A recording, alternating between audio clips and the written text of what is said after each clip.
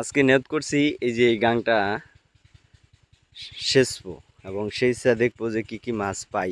যারা মাছ পামু, হ্যাঁ কি মাছ পামু? গুড়া মাছ। এই যে আমার জেডা ও কিন্তু আমার সাথে সবসময় থাকে। আজকে জেডার দেখমু কেমন মাছ পা ধরে। এই যে দেখেন কত মাছ পাই এবং কি মাছ পাই সেগুলো আপনাদের সামনে তুলে ধরার চেষ্টা করব। দেখতে থাকুন, আগে শীতচালই। এই যে টুকরা হিসা, এই যে কয়েকটা মাছ হয়েছে, ট্যাংরা পুঁটি। আবার এই যে অংশতে মাছ বেশি আছে, মানে এটা একটু জের, এটা একটু শুকনা। এই যে আব্বা সিঁচতেছে, আমিও হারান হয়ে গেছি, পুরাটা সিঁচছি। মানে যে 2-3 বালতি দেখাই রে শেষ। আমার জেডা কো, এই যে জেডা বিরাট মাছ সন্নিসা, বিরাট ট্যাংরা দেখছো? হ্যাঁ হাতুর বাড়তেছে।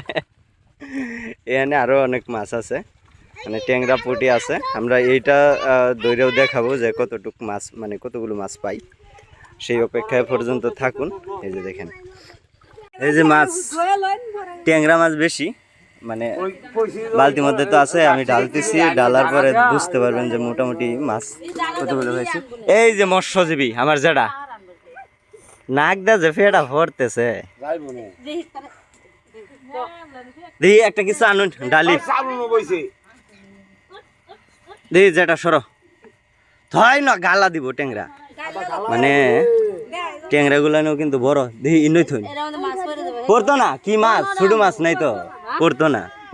দেখি যেটা সর, এই যে ডালতেছে মোটামুটি মেলাডি মাছ পাইছি কিন্তু ট্যাংরা।